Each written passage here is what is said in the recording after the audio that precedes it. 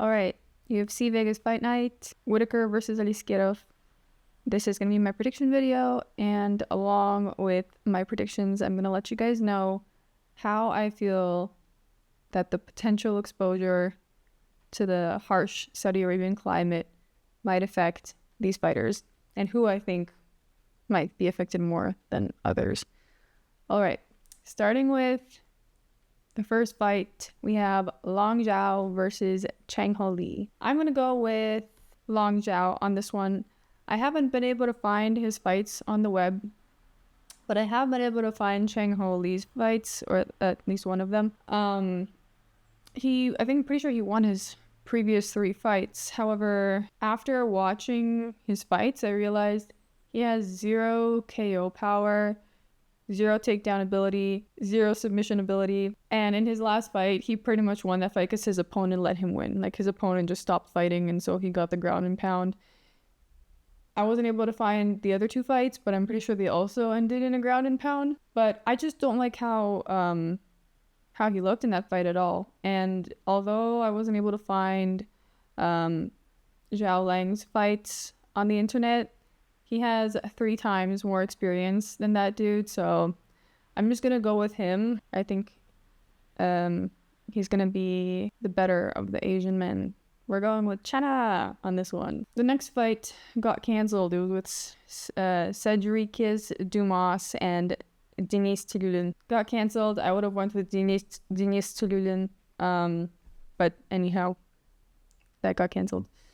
Moving on to the next fight, Magomed Gadzhiyasulov versus Brendson Ribeiro. I'm going to go with Magomed Gadzhiyasulov for the win. I'm going to go with the Dagestani prospect, 8-0. They're both good strikers, but Brendan likes to leave himself open when he goes in, and we saw this in his fight against Mingyang Zhang. Magomed also has better defense on the feet, and also because he's Dagestani, I'm going to assume that he naturally has better grappling ability as well.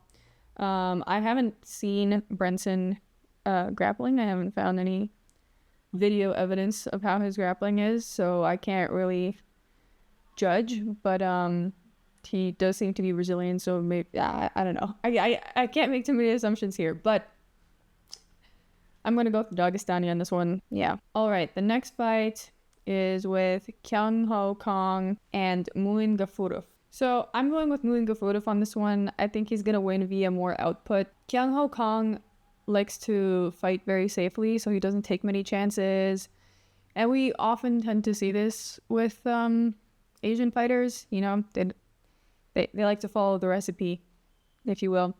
And Gafurov likes to step on the gas, like straight from the get-go. And so I have a feeling that Kang is going to be mostly on defense in this fight, and he's just going to get outpointed. But, you know, since Asians tend to typically follow the recipe, Kang is one of these people. Do I think that Muin Gafurov can knock him out? I don't know. I'm going to go... I think more likely it's going to be a decision. He does have a lot of experience, like nearly 30 fights. So, I mean, the other guy also has a lot of experience.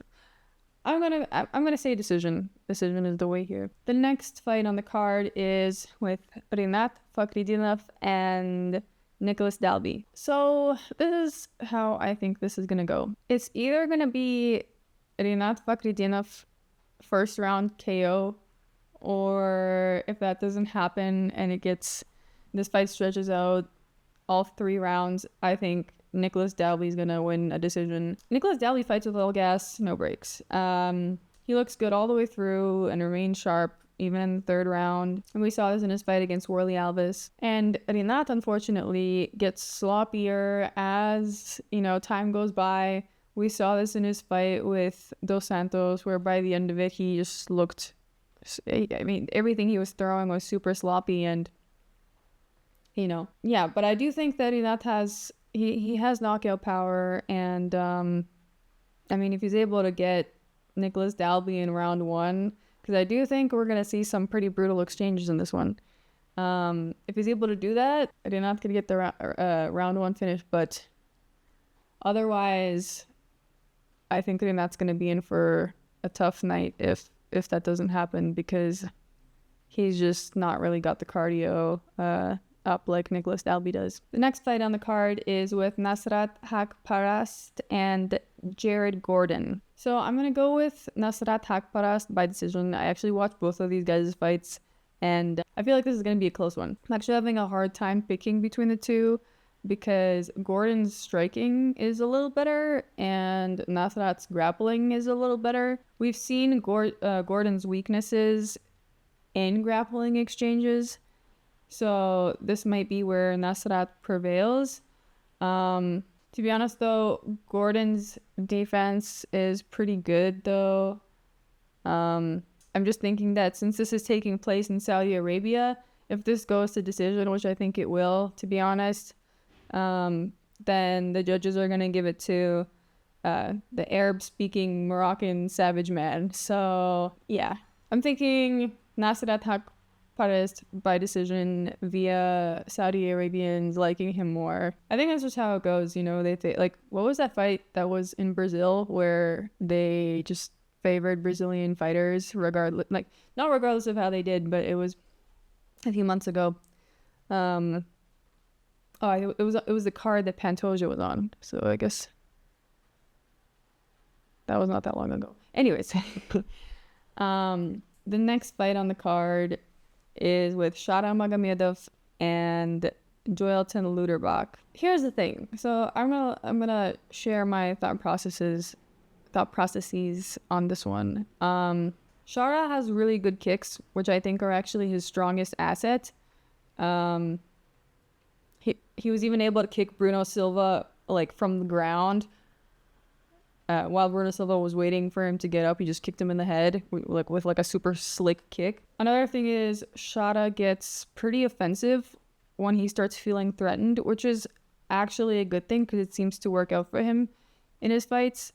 Like he doesn't seem to take too much damage when he goes into that mode. The thing is though, Shara has like kind of consistently displayed poor grappling, and his boxing is all right.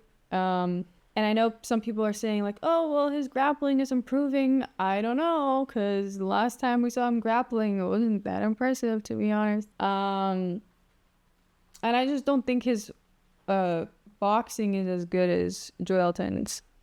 That's the thing. And I've spoken about this before, but Joilton has like this good student posture, which maybe I'm kind of biased towards, but like it's similar to how Ludovic Klein looks on the feet, for instance, like super straight back. I think it allows him to like create, I think the straighter someone's back is actually, the more of an advantage they have because their head isn't tilted forward. And so I feel like it like makes it so that their reaction time is kind of better. They can create more space without needing that reach advantage, because we've seen some fighters who have like a crazy reach advantage, but then their heads are so forward that it doesn't even make sense. Another thing that I'm super suspicious of, and maybe I'm tripping on this one, but Shara trains in the same gym as Bogdan Guskov and Walter Walker. Both fighters who I'm not really that impressed by, especially Walter Walker. Bogdan Guskov, like, I don't think he's that good. He's, based on what I've seen, he wins because he like listens to his corner and they just like aggressively yell at him. So maybe Shara will experience the same thing where his corner just yells at him and tells him what to do and he follows. The thing is because I feel like Joilton is actually a little bit of a better boxer. I don't know if he'll be able to land as many strikes as him. You can't land as many kicks per minute as you can punches. So I really like don't know who to pick here. The thing is I think Shara is like undefeated. He's 12-0. I think it's in the UFC's interest to keep him that way. He's like a cool looking dude, like with one blind eye, I guess that's a blind eye. So yeah, to be honest, I feel like this could be the upset of the night. I know everyone's picking Shara, but like, I don't know, man. Joilton displayed some pretty good boxing from what I've seen. If I'm completely tripping, you guys let me know, but that's just like my thought on that. The only thing is, yeah, Shara is like extremely durable. I don't know. I'm gonna say Shara seems pretty durable. Okay, so here's the thing. Since he's durable, this will probably go to decision, and if this goes to decision, I think Shara will probably win, to be honest. I think there's something to be said about the UFC wanting to keep certain fighters on the roster, and I think Shara is probably one of these fighters. Okay, moving on to the next fight. We have Johnny Walker versus Volkan Oezdemir. I'm going to go with Volkan Oezdemir via Iron Bones. And he just looks so damn tanky and strong. Like, his legs look insanely powerful. I mean, he himself just looks insanely powerful. Johnny Walker, I watched his last fight, the rematch he did with Ankalaev, where he got knocked out. And I remember during that entire last minute, right before he got knocked out, he was like distracted. Like, it seemed like he had a bit more of a careless attitude. Like, he was engaging more with the crowd, or like focusing more on the crowd than on the fight. And that's just super concerning to me. I know he's a really big name, but I just don't believe in him. I just don't. After seeing that performance with Ankalaev, yeah. I think Volkan Ozdemir's got this one. I really don't like how Johnny Walker got knocked out. Like, he could have defended himself. And he just left himself there for Ankalaev to knock him out. So, all right, next fight we have Muhammad Naimov versus Felipe Lima. So, Muhammad Naimov trains at 7,300 feet. I'm gonna go with the mountain Muslim on this one. Naimov, he just has more vigor. He's so much faster. And Lima is noticeably slower. His scrambles were decent with Jonas Magard, but I don't think that guy is anywhere near the same level as Naimov is. So, yeah, mountain Muslim for the win. And I think he could get a KO, actually. I think he's gonna get a KO or a sub, a finish. He's going to get a finish. You never know with these guys, because sometimes they'll like try to scramble with you and then they'll just ground and pound you. So you never know. All right, the next fight is with Kevin Gastelum and Daniel Rodriguez. So I was actually watching back both of these guys' fights, and I couldn't tell which one was which. They look like the same dude in both fights. They both got completely manhandled on the ground by their opponents. They seem to have pretty similar fighting styles. Kelvin Gastelum has fought better fighters overall than Daniel Rodriguez. He's fought like Whittaker, Adesanya, Cannonier. So I'm gonna go with Kevin Gastelum to be the better John Smith of the John Smiths in this one, by decision probably. I feel like we're gonna have a lot of decisions on this card, especially with these new gloves. There's been this conspiracy theory floating around, and I feel like it's kind of true, because we've seen a significant decrease in KOs since the release of the new gloves. Anyhow, okay, moving on to the next fight, which is with Sergei Pavlovich and Alexander Volkov. The long-lost Russian brothers meet again. I'm going to go with Sergei Pavlovich by KO. They both faced Tai Tuivasa. I think Sergei Pavlovich fought him like earlier in 2022, but Sergei was able to bully him way more. He followed up with his initial blows. Like, once he saw that he, landed a solid punch, he would just follow up and pound. So I like that he did that. Whereas Volkov against Tai would just shoot once or twice and then back up and see how he was doing and dragged on that fight. I don't like that in this matchup. Sergei also has these tank arms, which, getting hit with those is like probably getting hit with a bag of bricks, which is also not a great thing for Volkov. Volkov's arms do not look like that. I think he's also just taller, and most of his weight is he carries in his bottom half. The thing is about both of these dudes is that they do leave themselves open at times, but neither of them are as focused as Tom Aspinall. So I'm not really too worried that one of them is going to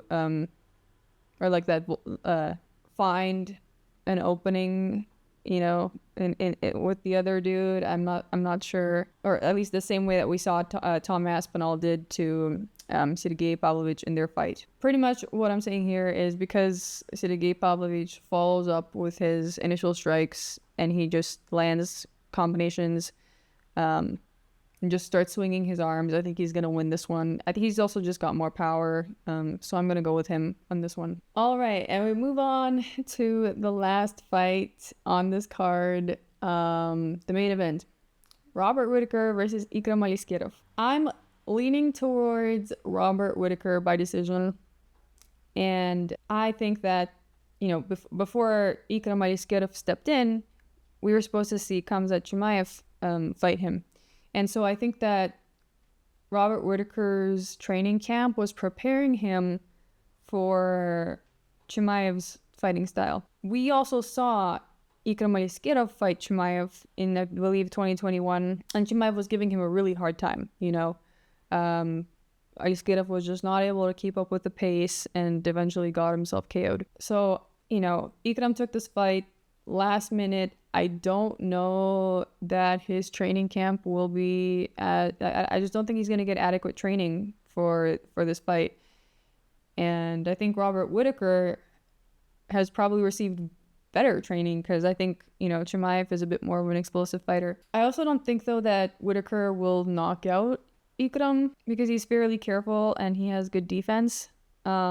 Another thing I want to note is that Whittaker's fight time average is around 14 minutes, and Ikram's fight time average is about 2 minutes. So this tells me that Whittaker can go the distance, and he usually does. That's why I'm thinking this might go to decision.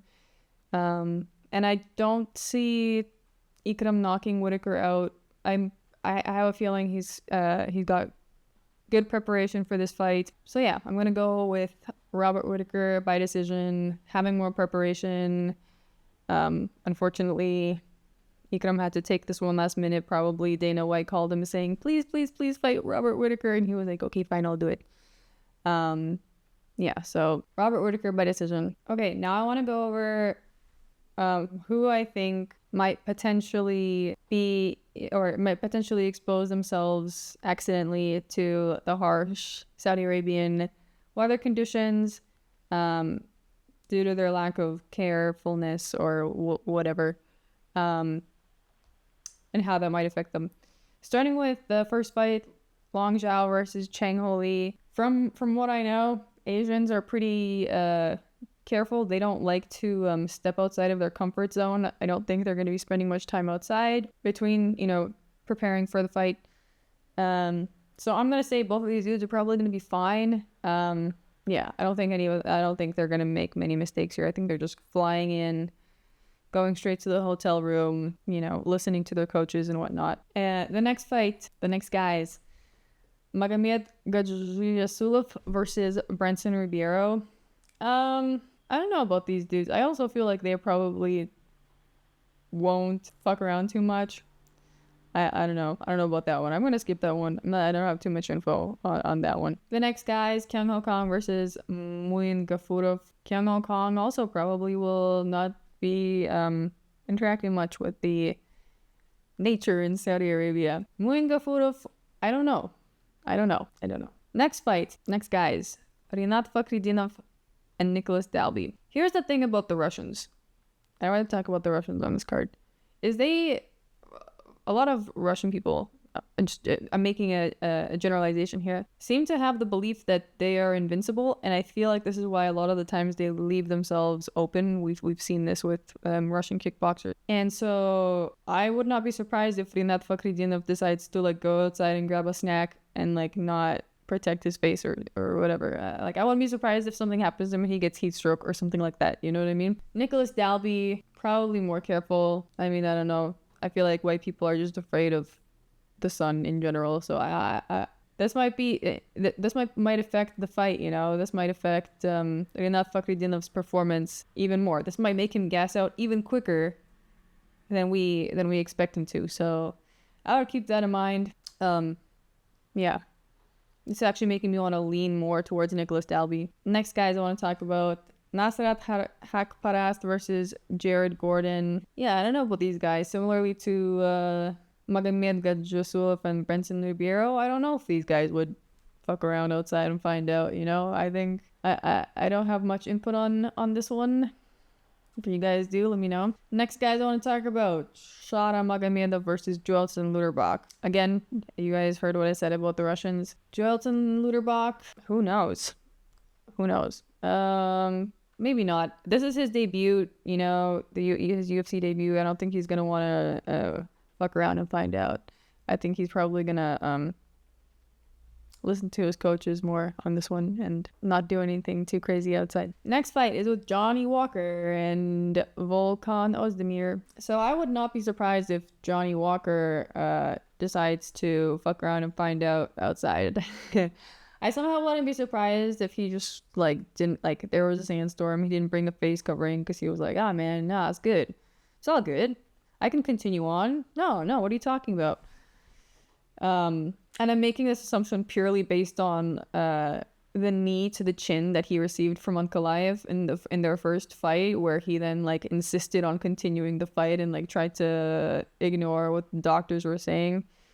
So yeah, Johnny Walker strikes me as the type of dude that would get a heat stroke and think it's fine and continue to fight. So that makes me believe in Volkan Oezdemir even more, because I don't feel like he's going to do that at all. You know, Swiss people are pretty precise typically. I believe he's Swiss. Hopefully I'm not mistaken.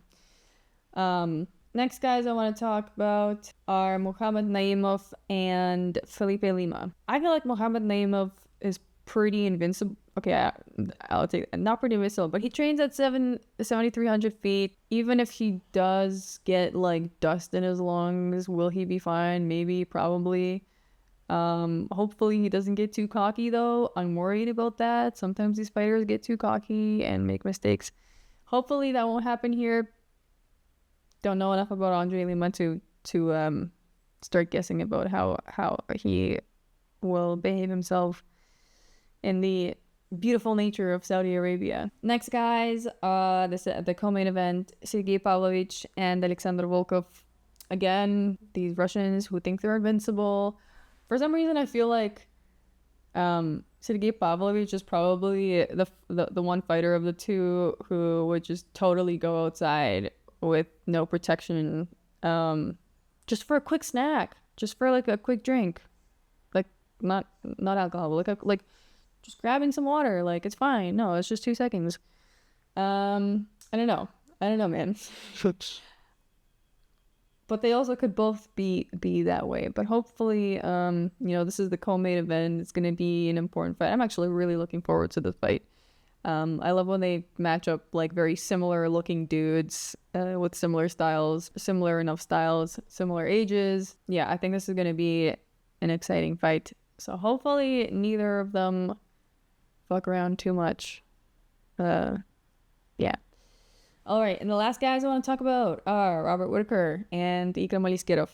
Do I think that these dudes will be chilling in the beautiful nature of Saudi Arabia in their free time? Probably not. This is the main event. I think Robert Whittaker would probably want to win this fight. Same with Aliskerov. I don't think either of them, are trying to risk it at all. So I'm probably gonna go with them remaining focused, listening to their coaches, and not gambling outside with the weather. I don't think these guys are gambling men. All right, and that pretty much wraps it up for this video. Thank you guys for watching. Thank you guys for waiting for my prediction video. UFC kept changing the fights. They took out the Cedric Dumas and Denis Chilulian fight, and I think they added the Naimov versus Lima fight. Anyhow, so I never want to release these predictions too early, because then the fights change and then you guys don't have the most updated recent info.